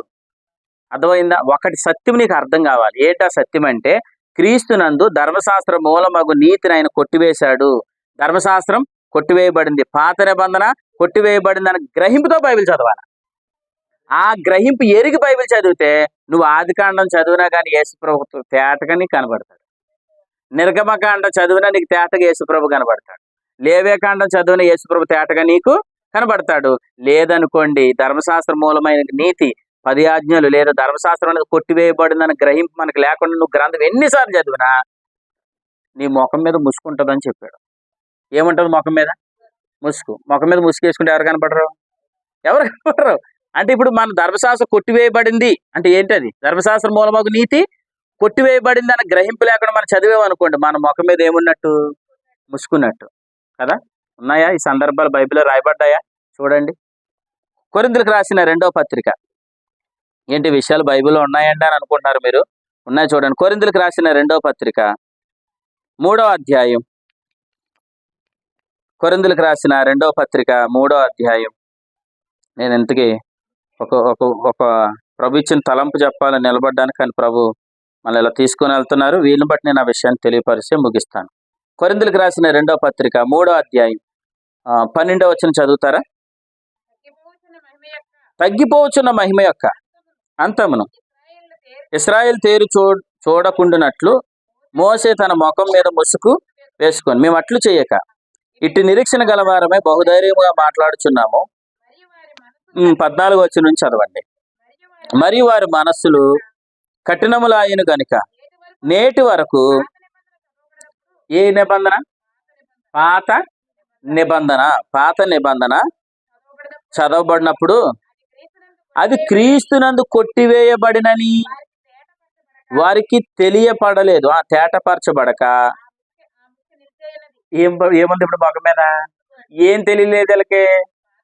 అది పాత నిబంధన అంటే ధర్మశాస్త్రం మూలమగు నీతి కొట్టివేయబడింది అన్న విషయం వారికి అర్థం కాకపోవడం వల్ల నేటికి వారి ముఖం మీద ఏముంది? ముసుకుందని అన్నాడు. ఆ ముసుగుతో ఏం చదువుతున్నారు? ముసుగుతో బైబిల్ చదువుతున్నారు. అంటే ఎంతకాలం మనం దేంతో చదివాం? బైబిల్ ముఖం మీద ముసుగేసేసుకుని బైబిల్ చదివాం కాబట్టి ఇప్పుడు నెక్స్ట్ చదవండి. ఇప్పుడు 15వ వచనం. నేటి వరకు మోసే గ్రంథము వారు చదువునప్పుడల్లా ముసుగు వారి మీద హృదయముల మీద ఉన్నది, కానీ వారి హృదయము ప్రభు వైపునకు ఎప్పుడు తిరుగునో అప్పుడు ఏమి తీవేయబడుతుంది అంటే, పాత నిబంధన కొట్టివేయబడిందని ఎరగక బైబిల్ చదువుతున్నప్పుడు మోసే గ్రంథం అంటే ఏ గ్రంథం? మోసే గ్రంథం అంటే ఏ గ్రంథం? గ్రంథం అని ఉందనంటే, గ్రంథము అంటే ధర్మశాస్త్ర గ్రంథం. అర్థమైందా? మోసే గ్రంథం, మోసే నిబంధన వేరు. మోసే నిబంధన అంటే ఏమొస్తుంది? ఆజ్ఞలు వస్తాయి. ఎప్పుడు గుర్తుపెట్టు, నిబంధన వేరు, గ్రంథం వేరు. గ్రంథం అంటే ఏంటంటే 39 పుస్తకాలు, ఆది కాండం నుండి మలాకి గ్రంథం వరకు ఉన్నది అంత ఏమంటారు? ధర్మశాస్త్ర గ్రంథం. మోసే గ్రంథం అని అంటారు కదా. ఇప్పుడు వీళ్ళు పాత నిబంధన కొట్టివేయబడిందని ఎరగక ఏ గ్రంథం చదువుతున్నారు? మోసే గ్రంథం చదువుతున్నారు. కానీ వారికి ఎవరు కనబడతలేదు? ప్రభు కనబడతలేదు. వారి ముఖం మీద ఎప్పుడైతే ముసుగు తొలగిపోద్దో అప్పుడు ప్రభు కనబడతాడు. ప్రభు స్తోత్రం చెప్పండి. అంటే ఎంతవరకు మనకు తెలియని సత్యం ఏంటి? పాత నిబంధన క్రీస్తునందు కొట్టివేయబడిందన్న సత్యం మనకి తెలియలేదు. అప్పుడు మన ముఖం మీద ఏముంది? ముసుగుంది కాబట్టి ఎంతకాలం నీకు ఎవరు కనబడలేదు? ప్రభు కనబడలేదు. ప్రసాద్ గారు, అది పాయింట్ అర్థమైందండి. అంటే ఎంతకాలం మన ముఖం మీద ఏమేసేసారు? ముసుగేసేసారు. అది ముసుగుంది. మీరంటారు మీరు చదువుతున్నారు కాబట్టి ముసుకుందండి, నేను చదవలేదు అది అనకండి. చదివినా చదవకపోయినా మనకి ఇక ప్రభు కనబడ్డు. ప్రభు కనబడకుండా అయిపోయింది. ఎక్కడికి వెళ్ళాం? పెద్ద మీటింగ్స్కి వెళ్ళాం. ఎన్ని రోజులు ఉన్నాం? వారాల తరబడి మీటింగ్స్ లో కూర్చున్నాం. రాత్రనక పగలనక కష్టపడ్డాం, ₹1000 వెచ్చించాం, ₹1000 ఖర్చు పెట్టాం, ఎంతో ప్రయాసపడ్డాం. పైపెచ్చేమో నేను దేవుని కొరకు ఏదో చేసేస్తున్నాను అని అనుకున్నాం. ఇంతకీ మనం ఎంత చేసాం, ఎంత ప్రయాసపడ్డాం, కానీ అసలైన ఆయన కనబడలేదు. ఇంతకీ అసలైన ఆయన పరలోకానికి కేంద్రం, పాతాళ లోకంలో కేంద్రం, భూమి మీద కేంద్రముగా ప్రభువుగా స్థిరపరచబడిన ప్రభు కనబడలేదు మనకి. అది విచిత్రం. అందరు కనబడ్డారు. స్టేజ్ మీద ఉన్న ఆయన కనబడ్డాడు, కిందన్న ప్రజలు కనబడ్డారు, కానీ ఎవరు కనబడలేదు? ప్రభు కనబడకుండా మూసేశారు. అర్థమైందండి? అయ్యో నే మోసపోతిని, నన్ను మూసివేసిరి. ఇదే ఆ పాట సారాంశం. ఇదే మూసేశారు. ఏమేశారు? ముఖం మీద ముసుగేసేశారు. ఇప్పుడు ఆ ముసుగు ఏమైంది? దేవునికి స్తోత్రం. ఆ ముసుగు తొలగింది. ముసుగు తొలగింది కాబట్టి మన ప్రభుని చూడగలుగుతున్నాం. ప్రభు స్తోత్రం చెప్పండి. మన ముఖం మీద ఇప్పుడు ముసుగు తొలగింది. వివాహ వేదిక మీద చూసారా, పెండ్లు కుమార్తె ముసుగు ఏం చేస్తారు? ముసుగును తొలగించండి అని అంటారు. ముసుగు ఎలా తొలగించగానే ఇప్పుడు ఆ పెండ్లు కుమార్తెకి ఎవరు కనబడతారు? పెండ్లు కుమార్తె కంటికి ఇప్పుడు పెండ్లు కుమారుడు కనబడతాడు. ప్రభు స్తోత్రం చెప్పండి. పెండ్లు కుమారుడికి పెండ్లు కుమార్తె కనబడుతుంది. ముసుగు ఉన్నంత కాలం ముఖాలు కనబడలేదు. నేనేమంటానంటే మన ముఖం మీద కూడా ముసుకున్నంత కాలం మన ప్రభు కనబడలేదు. ఎన్ని పాటలు పాడేసేమో, ఎన్ని ప్రసంగాలు వినేసేమో, ఎంత కష్టపడిపోయామో, ఎంత ప్రయాసపడిపోయామో, అసలైన ఆయన యేసు ప్రభు కనబడకుండా అయిపోయింది. ధైర్యమైన మాట చెప్పనా, ఇప్పుడు 10 నిమిషాలు వాక్యం విన్నా కానీ మనకు ప్రభు కనబడుతున్నాడు. 5 నిమిషాలు వాక్యం విన్నా కానీ ప్రభు కనబడుతున్నాడు. సరే, ఏ రోజైనా ప్రభు కనబడకుండా నిరాశకు వచ్చారు మీరు? ఇప్పుడు ఎప్పుడు నిరాశగా రాలేదు. ఎప్పుడు వెళ్ళినా, ఎక్కడ సువార్త కూడికైనా, కృతజ్ఞత కూడికైనా, ఆరాధన అయినా, బైబిల్ క్లాస్ అయినా, ప్రతిసారి ప్రభు మనకు కనబడుతున్నాడు. అందుకే మన ముఖం మీద ఇప్పుడు ఏమి లేదు, ముసుగు లేదు. కాబట్టి మనకు ఎవరు కనబడుతున్నారు? ప్రభు కనబడుతున్నాడు కాబట్టి ఎక్కడ లేని నిరీక్షణ, ధైర్యం వచ్చేసింది మనకి. అవునా కదా? ప్రభు కనబడితే ధైర్యంగా ఉంటామండి. ప్రభు కనబడలేనంత కాలం కొన్ని భయాలు మనల్ని ఆవరించేసాయి. ప్రభు కనబడలేనంత కాలం మనకు నిరీక్షణ లేదు. ప్రభు కనబడలేనంత కాలం మనకు ధైర్యం లేదు. ఇప్పుడు మనకు నేరుగా ప్రభు కనబడుతున్నాడు. మనకు తెలియని నిరీక్షణ కలిగింది. బహుధైర్యంగా మాట్లాడుతున్నాం. నిజంగా ఇలా అనుకోండి. ఒకసారి మీరు ఆలోచన చేయండి. ఇప్పుడున్న నిరీక్షణ ఒకప్పుడు మీకు ఉందా? ఇప్పుడున్న ధైర్యం ఒకప్పుడు ఉందా? సరే, లేదు అని అంటే ఇలా చెప్పచ్చు. అసలు ప్రసాద్ గారు ఇప్పుడు మాట్లాడుతున్నారా అంత ధైర్యంగా గతంలో మాట్లాడగలిగారా అంటే ముసుగు తొలగిన రోజు ఒక రోజు ఉంది. ఆమె చెప్పండి. యేసుప్రభుని నమ్మిన రోజు ఉందా? ఉంది. హృదయం కడగబడిన రోజు ఉందా? ఉంది. దేవుని కుమారుడైన రోజు ఉందా? ఇవన్నీ ఎన్ని రోజుల్లో జరిగిపోయాయి? యేసుప్రభుని అంగీకరించడం ఆ రోజే. హృదయ పవిత్రత ఆ క్షణంలోనే. దేవుని కుమారుడు అవడం ఆ క్షణంలోనే. నీతిమంతులు తీర్చబడడం ఆ క్షణంలోనే. ఈ అనుభవాలు, దేవుని ఆత్మచేత ముద్రించబడడం అనుభవం ఆ క్షణంలోనే. ఇవన్నీ ఒకసారి జరిగిపోయాయి. కానీ ముసుగు తొలగింది మాత్రం ఒక రోజు ఉంది. ఆ రోజు మనందరి జీవితాల్లో కూడా కలిగింది. ప్రభు స్తోత్రం చెప్పండి. అంటే హృదయ పవిత్రత అంటే హృదయం మీద ఉన్న ముసుగుపోయిందా? హృదయం మీద ఉన్న ముసుగుపోయింది. ప్రభు స్తోత్రం. గత రాత్రి వాక్యాన్ని బట్టి చూస్తే హృదయానికి సున్నతి చేయబడింది అన్నాడు. హృదయానికి ఏం చేయబడింది? సున్నతి చేయబడింది అని అన్నాడు. అంటే హృదయం మీద ఉన్న ముసుగు పోయింది. ఎప్పుడు పోయింది? యేసు ప్రభుని మనం అంగీకరించిన రోజునే హృదయం మీద ఉన్న ముసుగు పోయింది. ప్రభు స్తోత్రం. మరి ముఖం మీద ముసుగు ఎప్పుడు పోయింది? ముఖం మీద ఉన్న ముసుగు ఎప్పుడు పోయింది? మీరు ఏ చెప్పినా కరెక్టే. విశ్వాసం ద్వారానే నీతిమంతులుగా తీర్చబడతాం, ధర్మశాస్త్రం ద్వారా నీతిమంతులుగా తీర్చబడలేము అనే సత్యం మనకు అర్థమైనప్పుడు. ప్రభు స్తోత్రం. ఇలా అనండి, హృదయం మీద ముసుగుని తీసిన ప్రభానికి స్తోత్రం అనండి. ప్రభు స్తోత్రం. ముఖం మీద ముసుగు తీసిన ప్రభానికి స్తోత్రం. అది మీరు అనడానికి మాత్రమే ధైర్యం ఉంది. అది బయట ఎవరు అనడానికి లేదు. అందరి హృదయాల మీద ముసుగు. యేసుప్రభు నమ్మిన వారి హృదయాల మీద ముసుగు ఏమైంది? తీయబడింది కొందరి మీద కదా. కొందరి మీద హృదయాల మీద ముసుగు తీయబడింది. కానీ ముఖం మీద ముసుగు అందరికి తీయబడలేదు. కొందరికే తీయబడింది. ఆ కొందరిలో నువ్వు ఉన్నావు. ప్రభు స్తోత్రం చెప్పండి. ఆ కొందరిలో ఎవరున్నారు? మనం ఉన్నాం. ధైర్యంగా దేవునికి స్తోత్రం. కాబట్టి ఇప్పుడు చదవండి, మరలా చదవండి ఆ మాట. 13వ వచనం. 13. మేమట్లు చేయక నిరీక్షణ గలవారమై బహుధైర్యముగా మాట్లాడుతున్నాం. ఎందుకంటే మాకు ఎవరు కనబడుతున్నారు? ప్రభు కనబడుతున్నారు. ప్రభు కనబడలేనప్పుడు కూడా మాకేముంది? ప్రభు కనబడలేని మాకేముంది? నిరీక్షణ లేదు. ప్రభు కనబడలేనప్పుడు మాకు భయంలో ఉన్నాం. కానీ ఇప్పుడు మా ప్రభు మాకు కనబడుతున్నాడు కాబట్టి మనకి నిరీక్షణ ఉంది. బహుధైర్యంగా మేము మాట్లాడుతున్నాం. ప్రభు స్తోత్రం చెప్పండి. అంటే ప్రభు కనబడలేని పరిస్థితులు ఉన్నాయి, ప్రభు కనబడే పరిస్థితులు ఉన్నాయి. సరే, ఇలా అన్న పరిస్థితులు అనే కన్నా ఇలా చెప్పనా, పరిచర్య అనొచ్చా? ప్రభు కనబడే పరిచర్య ఉంది, ప్రభు కనబడలేని పరిచర్య ఉంది. అర్థమైన దేవుని స్తోత్రం చెప్పండి. ప్రభు కనబడే పరిచర్య, ప్రభు కనబడని పరిచర్య. ప్రభు కనబడే పరిచర్యకు పేరు పెట్టండి. కృపా పరిచర్య. సరే, బైబిల్ అక్కడ ఏముంది చూడండి. మీరు అన్నది కరెక్టే. 8వ వచనం 7 నుంచి చదవండి. మరణకరమైన పరిచర్య రాళ్ల మీద చెక్కబడిన అక్షరములకు సంబంధించినదైతే మహిమతో కూడినదాయను. అందుకే మోసే ముఖం మీద ప్రకాశించుచుండిన ఆ మహిమ తగ్గిపోవునదై ఇశ్రాయేలు అతను తేరి చూడలేకపోయేది. ఇట్లుండగా ఆత్మ సంబంధమైన పరిచర్య ఎంతో మహిమ కలిగింది. ప్రభు స్తోత్రం చెప్పండి. 2 పేర్లు వచ్చాయి అక్కడ. పరిచర్య అనే పేర్లు. ఎన్ని పేర్లు చెప్పండి? ఒకటేంటి? మరణకరమైన పరిచర్య. Very good. రెండో పరిచర్య ఆత్మ సంబంధమైన పరిచర్య. రెండిటికి మహిమ ఉందా లేదా? మహిమ ఉందా అని ఉంది అక్కడ. చూడండి ఏముంది? రెండిట్లకి మహిమ ఉంది. కానీ 11వ వచనం చదవండి ఇప్పుడు. తగ్గిపోవునదే అంటే ఒక మహిమ ఏమవుతుంది? తగ్గిపోయినదే మహిమ గలదైతే మహిమ గలదై ఉండిన ఎడల నిలిచినది మరి ఎక్కువగా మహిమ కలిగింది కదా. ప్రభు స్తోత్రం. అంటే రెండిట్లకి ఏముంది?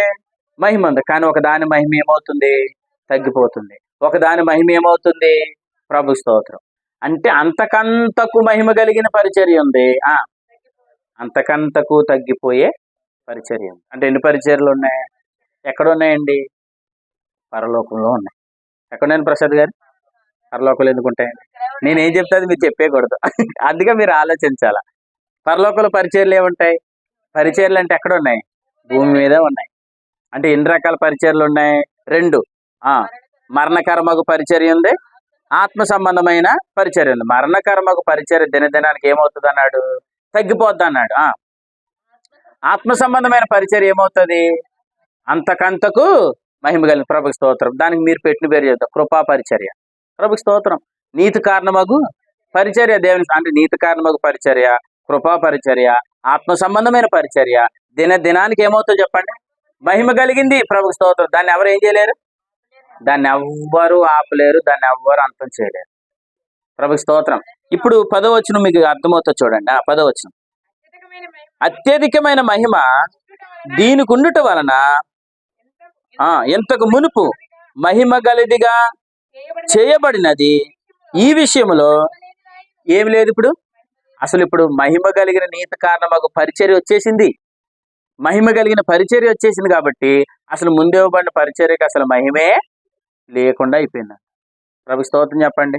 దేవుడు ఎలా చేయడు? న్యాయమా అన్యాయమా? న్యాయమే. దేవుని స్తోత్రం. ఎందుకు? అక్కడ కూడా మహిమ ఉంది. అంతేనా? మరణకర్మకు పరిచర్యలు కూడా ఏముంది? మహిమ ఉంది. కానీ అక్కడ నీరు ఎలా మార్చబడింది? మోసే కాలంలో నీరు రక్తముగా మార్చబడింది. ఎంతమంది తాగారు? ఎవరు తాగుతారండి? కానీ మహిమ ఉందా? చూసే వాళ్ళకి ఏం చేయాలి? అబ్బో అని అన్నారు లేదా? కానీ ఇక్కడేమైంది? యేసు ప్రభు ఏం చేశారు? నీళ్లను ద్రాక్షారసంగా మార్చారు. ఎంతమంది తాగారు? వేల మంది తాగారు. ప్రభు స్తోత్రం. మహిమ ఉందా లేదా? మహిమ ఉంది. ప్రజలకు క్షేమం కలిగింది. అక్కడ నీళ్లు రక్తం అయ్యాయి, ఇక్కడ నీళ్లు ద్రాక్షారసం అయ్యాయి. అక్కడ మహిమ ఉంది, ఇక్కడ మహిమ ఉంది. కానీ ఈ మహిమతో పోలిస్తే ఇది అసలు మహిమ లేనిదే అని చెప్పారు. అర్థమైనా అర్థమలేదా? అంటే మీకు ఎలా చెప్తా, చాలా మంది ఏమనుకుంటున్నారంటే ఏదైతే చర్చే కదండి, ఏదైనా ప్రార్థనే కదండి, అంత దూరం వెళ్ళాలా బండి మీద, ఇంజురం దాకా వెళ్ళాలా బండి మీద, ఇక్కడ దగ్గరలో లేదండి అలాగంటారు చాలా మంది. అది దేవుని స్తోత్రం చెప్పండి.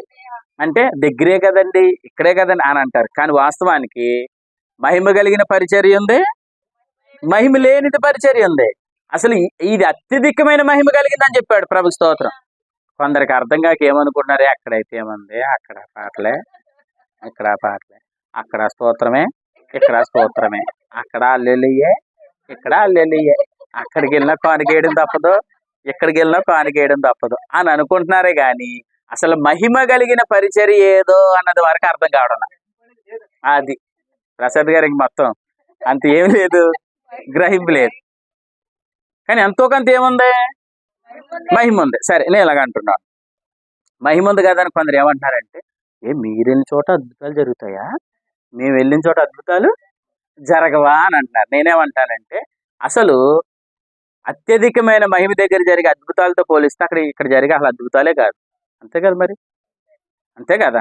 అంటే అత్యధికమైన మహిమ ఉన్న పరిచర్య అన్నాడు, మహిమ తగ్గిపోయే పరిచర్య అన్నాడు. నేనేమంటానంటే, ఈ మహిమ తగ్గిపోయిన పరిచర్య కలిగిన వాళ్ళు ఏం చేస్తున్నారంటే, ఇప్పుడు మా దగ్గర మహిమ లేదు అని అనాలేమో అని ఏం చేస్తున్నారు, జనాలు చూపించుకొని, మా దగ్గర మహిమ లేకపోతే జనం ఎందుకు వస్తారు, మా దగ్గర మహిమ లేకపోతే మాకు యూట్యూబ్ సబ్స్క్రైబర్లు ఎంతమంది ఉన్నారు, మా దగ్గర మహిమ లేకపోతే మాకు వారానికి ఎంత కానుకలు వస్తున్నాయి అంటే, వారికి వచ్చే కానుకలు, వారికి వచ్చే సబ్స్క్రైబర్లు, వారికి వచ్చే లైక్లు, వారికి వచ్చే జనాలు చూపించేవాడి. మా దగ్గర కూడా ఏముంది, మహిమ ఉంది అని అంటున్నారు.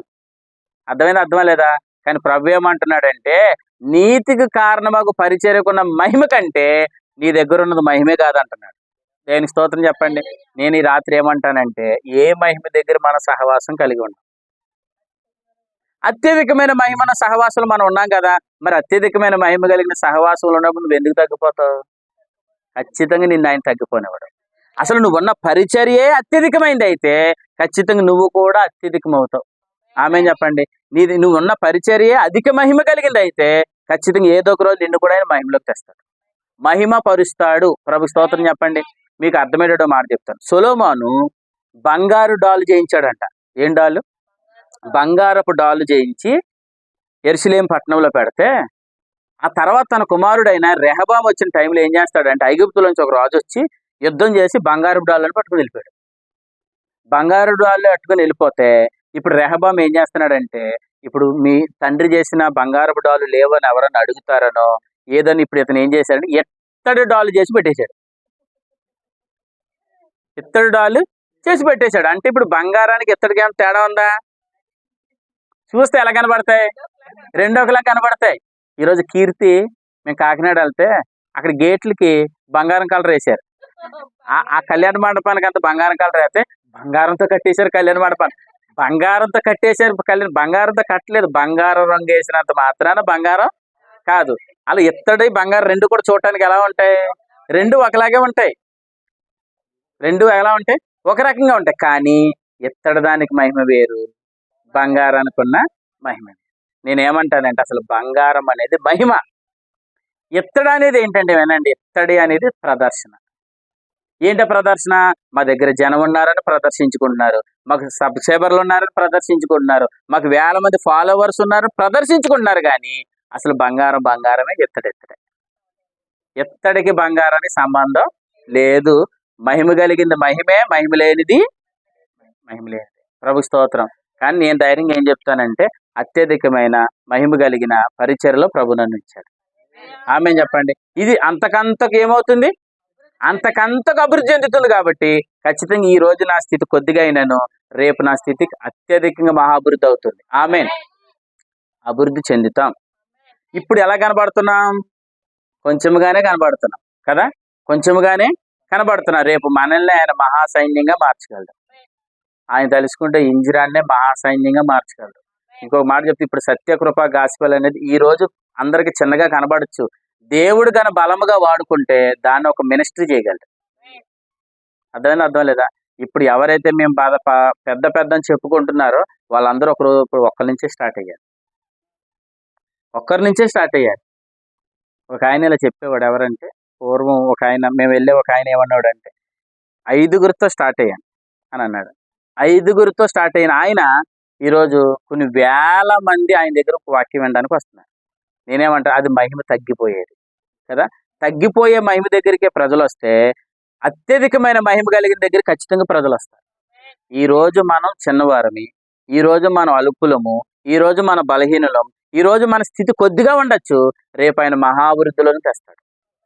ఎందుకనంటే మన ధైర్యం అత్యధిక మహిమ కలిగిన పరిచర్యలో మనం ఉన్నాం. ప్రభు స్తోత్రం చెప్పండి. చివరిగా ఆ మాట చూపిస్తాను, చూడండి, చూపించి నేను ముగిస్తాను. యోబు గ్రంథం 8వ అధ్యాయం. యోబు గ్రంథం 8వ అధ్యాయం. కాబట్టి బంగారు డాలు తీసేసి ఇత్తడి డాలు పెట్టినంత మాత్రాన మహిమ వస్తుందా? రాదు కదండి. యోబు గ్రంథం 8వ అధ్యాయం చివరికి మాట చూడండి. ప్రభు మీ అందరిని దర్శించినందుకు ప్రభు స్తోత్రం. 8వ అధ్యాయం 6వ వచనం చూడండి. ఆయన నీ యందు శ్రద్ధ నిలిపి నీ నీతికి తగినట్లుగా నీ నివాస స్థలం ఏం చేస్తాడు? వర్ధిల్లింపజేయను. ఇప్పుడు నీ స్థితి ఎలాగుంది? నీ స్థితి మొదట కొద్దిగా ఉండినను తుదకు నీవు మహాభివృద్ధి పొందుతావు. ప్రభు స్తోత్రం చెప్పండి. మహాభివృద్ధి ఉంది. ఎందుకు? మనం ఫాలో అవుతున్న మహిమకి ఏమి లేదు, తగ్గిపోయేది కాదు. ఇంకోటి ఏం చదివా? మనం ఫాలో అవుతుంది ప్రభు మన ఉంచిన పరిచయం అత్యధికమైన మహిమ కలిగింది కదా, దానికి ఒక మాట పెట్టి తగ్గిపోయేది కాదు. చెప్పండి, తగ్గిపోయేది కాదు. కాబట్టి మనం ఏమవ్వం, అది తగ్గిపోం. అత్యధికమైన మహిమ కలిగింది కాబట్టి ఏమవుతాం? అభివృద్ధి చెందుతాం. ప్రభు స్తోత్రం. ఆ అత్యధికమైన మహిమ కలిగింది కాబట్టి ఖచ్చితంగా మనం అభివృద్ధి చెందుతాం. తగ్గిపోయేది కాదు కాబట్టి మనం ఖచ్చితంగా తగ్గిపోయేదే లేదు. ఆమె చెప్పండి. కాబట్టి మనం తగ్గిపోతున్నాం అన్న ఆలోచన మీకు ఎవ్వరికి రాకుండా గాక. మనం తగ్గిపోతాం కాదు, మనం అత్యధికమైన మహిమ కలిగిన ప్రభు స్తోత్రం. అటువంటి కృపలో దేవుడు మనల్ని ఉంచాడు. భయపడదామా? భయం ఉందా? ఏ విషయంలో కూడా మీరు భయపడకుందరు గాక. ఎందుకంటే మనం అత్యధికమైన మహిమ కలిగిన పరిచర్యలో మనల్ని ఉంచాడు కాబట్టి మనం తగ్గిపోం. ఇంకా చివరిగా మాట చెప్తున్నాను. ద్వితీయోపదేశకాండం 2వ అధ్యాయంలో అంటాడు, నీకు ఏదియు తక్కువ కాదన్నాడు. ఏదియు తక్కువ. చూపించిన మాట చివరిగా మాట చూడండి. ద్వితీయోపదేశకాండం 2వ అధ్యాయం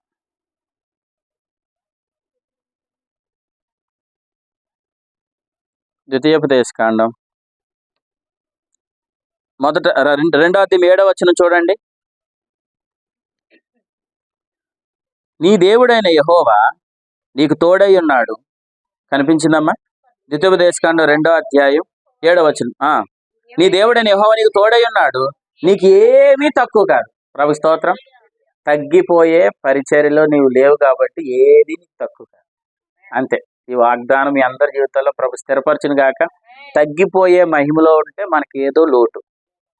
అర్థమైందా?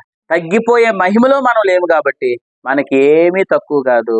అంతకంతకు మహిమ కలిగిన దాంట్లో ఉన్నాం కాబట్టి ఈ రోజు మన స్థితి కొద్దిగా అయినను రేపు మహాభివృద్ధిగా మార్చబడతాం. ప్రభు స్తోత్రం చెప్పండి. మన ప్రభు ఒట్టి గింజ వలె నాటబడ్డాడు భూమిలో. కుయ్యర్లో ప్రభు చెప్పాడు కదా, ఒక గోధుమ గింజ వలె నాటబడ్డాడు. ఎన్ని గింజలు? ఒక్క గింజ. ఒక్క గోధుమ గింజగా నాటబడ్డాడు. ఆ ఉపమానంలో చెప్తే ఏమన్నాడంటే, ఆ ఉదాహరణ చెప్తున్నప్పుడు ఇలా అన్నాడు, ఒక గోధుమ గింజ భూమిలో నాటబడినది మహావృక్షం అయింది, దాని మీద అనేక పక్షులు వచ్చి రాలుతాయని చెప్పాడు. అది మీద ఆ పక్షులు మనమే. ఆ గోధుమ గింజ యేసు ప్రభు. అంటే ఒక్క ఆ గింజగాని నాటబడ్డాడు, ఇప్పుడు మహాసైన్యం అయిపోయారు. ఆమె చెప్పండి. కాబట్టి ఇది నెరవేరింది కాబట్టి ఆయన ఇప్పుడు మళ్ళీ అంటున్నాడు, నువ్వు అత్యధికమైన మహిమ కలిగిన పరిచర్యలు ఉన్నావు కాబట్టి నువ్వు తగ్గిపోవు, అంతకంతకు నువ్వు వర్ధిల్లుతావు. ప్రభు స్తోత్రం చెప్పండి. తగ్గిపోయే మహిమ కాదు కాబట్టి మనకి ఏది కూడా తక్కువ కాదు. ఇది లేదు అనే దాన్ని ప్రభు చేయడు, ఇది లేదు ఇది రాదు అనే దాంట్లో ప్రభు ఉంచడు. అన్నిటిలో ఖచ్చితంగా ఆయన మనసు స్థిరపరుస్తాడు. జీవానికి భక్తికి కావాలి అన్ని అన్నాడా, కొన్ని అన్నాడా? అన్ని. అంటే ఏ విషయాల్లో మనకు తక్కువ చేయడు? అన్ని విషయాల్లో తక్కువ కాకుండా చూసుకుంటాడు. ఆమె చెప్పండి. బిడ్డల విషయంలో కానీ, వ్యాపార విషయంలో కానీ, వ్యవసాయ విషయంలో కానీ, ఏది విషయంలో కూడా తక్కువ కాకుండా ప్రభు చూసుకుంటాడు. అసలు మనకి ఏమీ తక్కువ కాదండి. అన్నీ ఉన్నాయి. అన్నీ ఉన్నాయని చెప్పే పరిచర్లో ఉన్నాం. అత్యధికమైన మహిమ కలిగిన పరిచర్లో ఉన్నాం. అటువంటి గొప్ప స్థితిలో ప్రభు మనల్ని ఉంచినందుకు ఆయనకు హృదయపూర్వకంగా స్తోత్రాలు చెల్లిస్తూ ఈ రాత్రి కూడికని ఇంతటితో ముగిస్తున్నాను. తలలు వంచండి. ప్రార్థన. ప్రభు మిమ్మల్ని దర్శిస్తే, ప్రభు మీతో మాట్లాడితే హృదయపూర్వకంగా ప్రభు వైపు తిరిగి మోకరించి ప్రభుతో మాట్లాడండి. ప్రభువా నీకు వందనాలయ్యా, నీకు స్తోత్రాలు. ప్రభువా మీరు మమ్మల్ని ప్రేమించి ఎంత గొప్ప ఉన్నతమైన స్థితిని మీరు మాకు ఇచ్చారు. ఈ కడవరి దినాల్లో అనేకులకి తెలియని సంగతులు మాకు నేర్పిస్తున్నారు. అయ్యా ధర్మశాస్త్రం అంటే ఏంటో, ధర్మశాస్త్ర గ్రంథం అంటే ఏంటో, నాయన కొట్టివేయబడిన ధర్మశాస్త్రం ఏదో, అలాగే ప్రభా నెరవేర్చబడిన ధర్మశాస్త్రం ఏదో మీరు మాకు తెలియచేస్తున్నారు. నాయన మహిమ కలిగిన పరిచర్య ఏదో, మహిమ లేని పరిచర్య ఏదో మీరు మాకు తెలియచేస్తున్నారు. మీరు మాతో మాట్లాడుతూ మమ్మలను స్థిరపరిచినందుకు మీ స్తోత్రాలు ప్రభువా. నాయన ఎత్తడి డాలు అవి ప్రదర్శన మాత్రమే, బంగారపు డాలు అవి మహిమ కలిగినవి ప్రభువా. అవును, మహిమ కలిగిన పరిచర్యకి మహిమ లేని పరిచర్యకి చాలా వ్యత్యాసం ఉంది. నాయన ఈ వ్యత్యాసాన్ని ఈ రాత్రి మీరు మాతో చెప్పి నాయన మమ్మల్ని ఏ అనుభవంలో ఉంచారో దాన్ని బట్టి మాకు ఇచ్చిన ధైర్యాన్ని బట్టి మీకు స్తోత్రాలు. ఇట్టి నిరీక్షణ కలిగి బహుధైర్యముగా మాట్లాడుచున్నామని చెప్పినట్లుగా అటువంటి ధైర్యాన్ని నిరీక్షణ ఇచ్చారు మీ స్తోత్రాలు. ఒకప్పుడు ప్రతి చిన్నదానికి కుమిలిపోయి బాధపడిపోయి ఏడ్చి ప్రభా కుమిలిపోయే మా బ్రతుకులను ఈరోజు నిరీక్షణ కలిగి ధైర్యంగా మాట్లాడే కృప నాయన మీరు మాకు ఇచ్చినందుకు స్తోత్రాలు. ఒకప్పుడు ఎవరో మమ్మల్ని ఆదరించాలి, కానీ ఈరోజు మేమే ఇతరులను ధైర్యపరిచే అంత కృప మీరు మాకు ఇచ్చారు. మీకు స్తోత్రాలు చెల్లిస్తున్నాం ప్రభువా. నాయన మా కుటుంబాల్లో ఉన్న గందరగోళాలన్నింటినీ దూరపరిచి అయ్యా మీరు మా జీవితాలు ఇచ్చిన స్థిరత్వాన్ని బట్టి మీకు స్తోత్రాలు ప్రభా. మేము తగ్గిపోయే మహిమలో లేము కాబట్టి మాకు ఏది తక్కువ కాదు, అంతకంతకు మహిమ కలిగిన పరిచర్లో మీరు మమ్మల్ని ఉంచారు. అవును, ఈరోజు మా స్థితి కొద్దిగా ఉన్నట్టుగా ప్రజలకు కనబడినా తుదకది మహాభివృద్ధి అవుతుందని మీరు మాకు చెప్పారు. అట్టి నిరీక్షణ కలిగించినందుకు స్తోత్రాలు. అట్టి వాగ్దానంతో మాతో మాట్లాడినందుకు స్తోత్రాలు ప్రభా. నాయన ఈ రాత్రి ప్రేమించి మీరు అప్పగించిన ప్రతి సంగతిని బట్టి మీ స్తోత్రాలు. మా హృదయాలను తృప్తిపరిచినందుకు స్తోత్రాలు చెల్లిస్తూ నాయనా తండ్రి మీరు మమ్మల్ని ప్రేమిస్తున్నారు, ఈ స్థలాన్ని ప్రేమిస్తున్నారు, ఈ కుటుంబాన్ని ప్రేమిస్తున్నారు అనుటకు రుజువుగా మీరు మాతో మాట్లాడుతున్న సంగతులే మాకు ఆధారం. ఆ సంగతులను బట్టి మేము స్తోత్రాలు చెల్లిస్తూ లైవ్లోను పరోక్షంగా ప్రత్యక్షంగా ఈ మౌత్ శబ్దం ద్వారా ఎంతమంది అయితే నీ మాటలు విన్నారో వారందరి జీవితాల్లో కూడా గొప్ప కార్యాలు జరుగును గాక అని నాయన మీకు స్తోత్రాలు చెల్లిస్తూ వారి జీవితాలు కృపాక్షేమాలు ప్రకటిస్తూ ఈ కూడికను ముగించి మళ్ళీ మా గృహాలకు వెళ్తుండగా కూడా ప్రయాణంలో సహాయం చేయమని మరొక వారములు ఇదే స్థలంలో కూడుకొని నేను స్తుతించడానికి మాకు అందరికి అనుకూలమైన సమయాన్ని దయచేయమని యేసు ప్రభు ఘనమైన నామమున స్తుతిస్తూ క్రీస్తునామ సమర్పించి వేడుకొని రాత్రి కూడుకొని ముగిస్తున్నాం పరమ తండ్రి.